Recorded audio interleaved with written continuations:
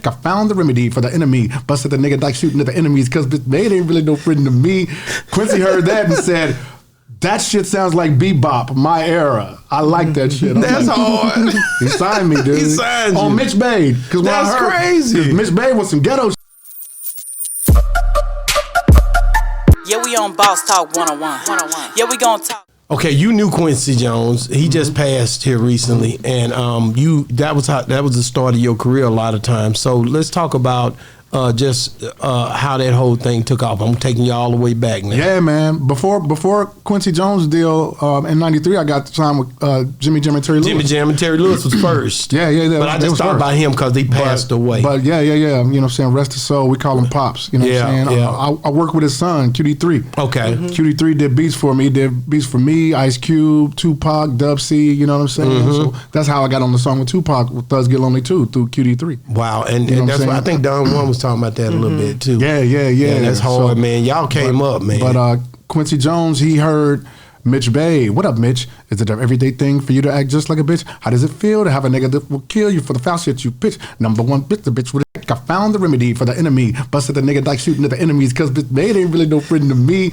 Quincy heard that and said, that shit sounds like bebop, my era. I like that shit. That's hard. He signed me, dude. He signed you. On Mitch Bade. That's crazy. Mitch Bade was some ghetto shit. Yeah, you know what I'm saying? So I was like, Quincy Jones, like that ghetto shit? Let's go. Man, I think that's dope. That's how the music does, bro. Yeah. We own clothing stores, and to be honest with you, transcending culture sometimes with those brands, it don't matter who you are, what color you are. It's the way the music is. It can go through any avenue, any conduit, and basically get to where it needs to be, right, and help influence the people it need to influence. It will right? find people, man. Like when you share your art, the best thing to do is to get it out there, man, because you will find the people will find it. Wow. But but you touched on the clothing store. But when we did a clothing store, the thing that I didn't like about having I still like it, but what I realized, okay, when you order your brands and we go off of who comes in and shop, but then everybody started coming in no matter what color you are, but you'll have the selected few like, and these are friends, okay? So they want it for free. No. So they're very open as in like what they say with me, right? So some people will be like, okay, is that black clothes or is that white clothes? Like the ethnicity. So is that the same thing where music is concerned? People feel like, oh no, that's black folks' music, that's white folks' music, that's this. Oh yes. You know? Oh yes, man. I had a lot of it, you know, in the past when I would do anything rock and roll, and the motherfuckers who like Mitch Bade and Let's Get Fucked Up, like, man, that's that white shit he doing. You know what I'm saying? And shit like that. But man created barriers. Man created what they think black people like, or black people might define it. I might define it. I don't like to generalize, but when they say that rock and roll is for whites, when Chuck Berry would tell you a black woman inspired all that, Sister Rosetta Tharpe, if you don't know that, you're going to think rock is just for white folks. And hip hop, R&B, gospel or whatever, and jazz is supposed to be for black folks. Right. To me, I had everything with my family. I had gospel music in the house. I had rap next door at the Reese's. I had Elton John and all those other type of music makers with my Uncle Ike, because he worked at the school board, you know what I mean? He would bring, you know, other music in the house, you know what I mean? So I had it all early on, but man creates barriers. I say, the barriers, let's just do good music. Exactly. Let's just do good clothing, and whoever can want to wear it, wear it. Now, I made a song for the Kansas City Chiefs. Welcome to the Red Kingdom. Called Red Kingdom, okay? Donald Trump was having indictment trial. What was it? It was one of those I words, you know what I'm saying? I don't know, indictment, or I forgot what it was. And they played my song on that trial, said it was a fight song.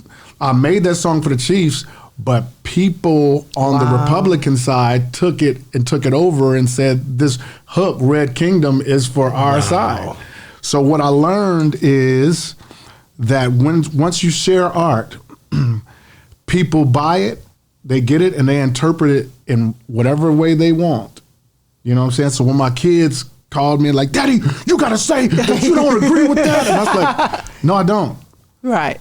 I don't know them motherfuckers. Exactly. They bought that shit. Right. They gonna do whatever they want. You know what I'm with it. saying? And, you know, if you listen to my music, you know where I stand. Right. I stand with love, and I don't stand with divisiveness. You know what I'm saying? So if that's that, you can't. You definitely. I gotta say this. It's pertaining to that, but I'm gonna say this statement. You tell me if you agree with me or not. It just came to my mind.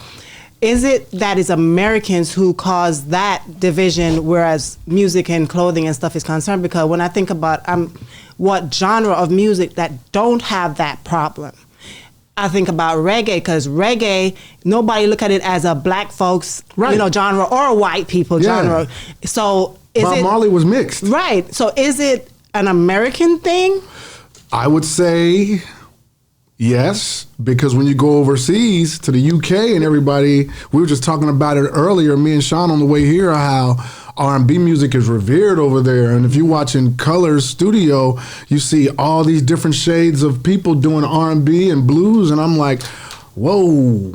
And over here, R&B ain't like it used to be. I just went to an R&B show with Genuine and Maya and High Five and Troop and Meet Me at the Altar in your white dress. Come on, man. Come on, you jagged edge. Jagged edge. You know I'm going to get married soon. All them. And it was good to see all my people there, but it was not sold out. If they do that overseas, it's gone. It's over. Right. Where did R&B begin?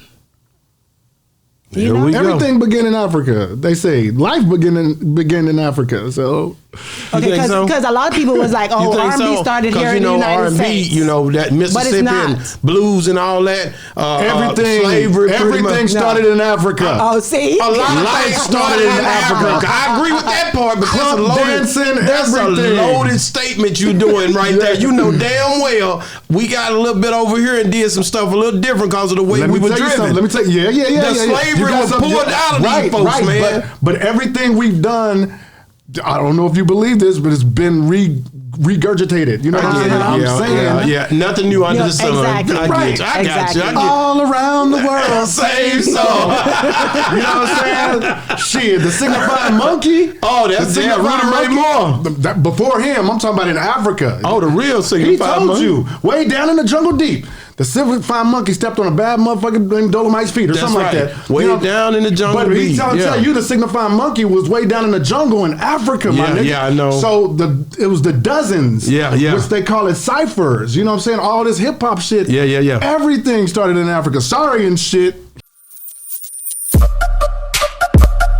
Yeah, we on Boss Talk 101. Yeah, we gonna talk.